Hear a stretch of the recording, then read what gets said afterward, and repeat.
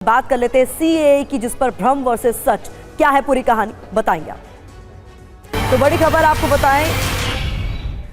आपको बता दें, केजरीवाल के बयान पर बीजेपी ने पलटवार किया है। सीएए पर दरअसल दिल्ली के मुख्यमंत्री अरविंद केजरीवाल ने बयान दिया था, जिस पर बीजेपी की ओर से पलटवार किया गया, ये कहते हुए कि सीएए से किसी की भी नागरिकता सिटीजनशिप नहीं जाएगी।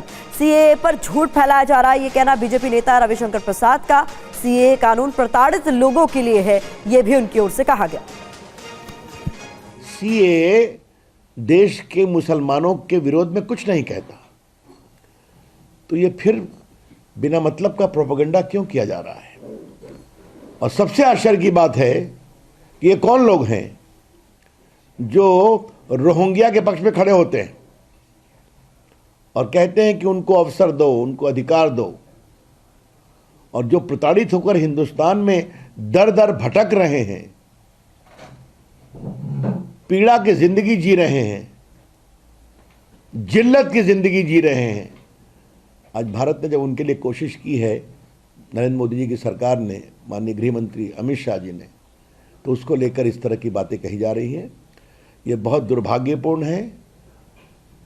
सीएए के नाम पर सांप्रदायिक उन्माद फैलाने वालों से मैं एक ही बात कहना चाहूंगा, कृपया करके झूठ का व्यापार करना बंद करें।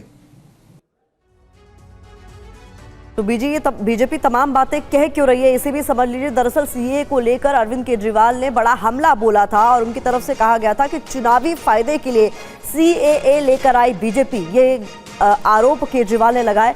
बीजेपी नया वोट बैंक बना रही है और इसी के लिए सीएए लेकर आई है। अपने देश का हक पाकिस्तानियों को दे रहे हैं, देश के युवाओं को रोजगार नहीं मिल रहा है, ये तमाम आरोप अरविंद केजरीवाल ने लगाए। तो इस बीच आपको बता दें, मोदी सरकार का कहना है कि हमने शरणार्थियों को नागरिकता देकर उनका सम्मान किया है, तो वही विपक्षी इसे असंवैधानिक, भेदभाव वाला और चुनावी एजेंडा बता रहा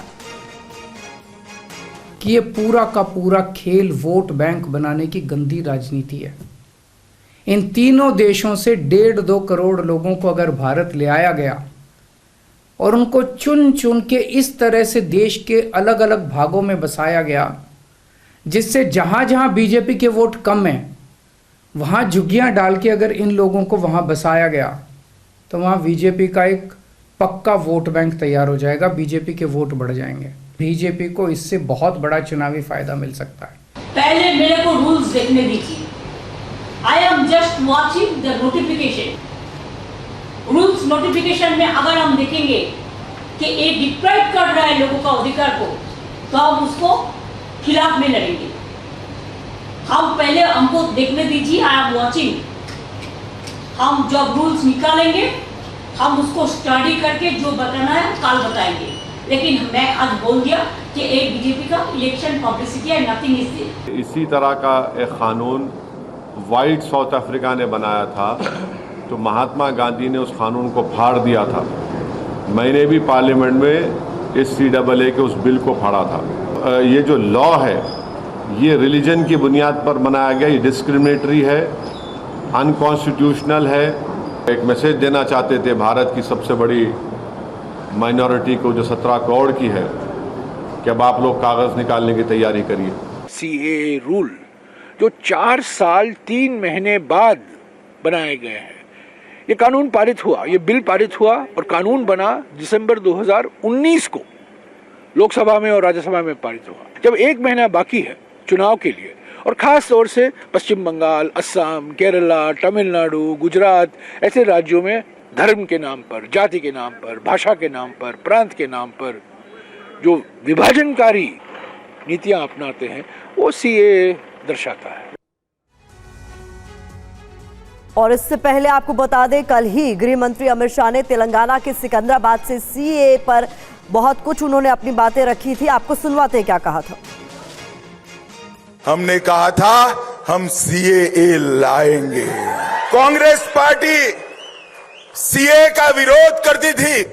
आजादी के वक्त से कांग्रेस पार्टी और हमारे संविधान निर्माताओं का वादा था कि बांग्लादेश, अफगानिस्तान और पाकिस्तान से जो शरणार्थी आएंगे, जो वहां की प्रताड़ना झेल कर आएंगे, उसको हम नागरिकता देंगे। मगर तुष्टीकरण की, वोट बैंक की राजनीति के कारण कांग्रेस पार्टी इसका विरोध करती थी।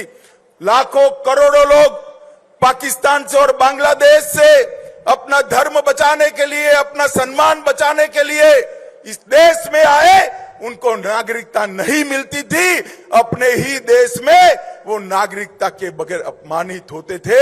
नरेंद्र मोदी जी ने हिंदू, बौद्ध, जैन, ये सारे सिख, ये सारे लोगों को नागरिकता देकर उनका सम्मान करने का काम नरेंद्र मोदी जी ने किया।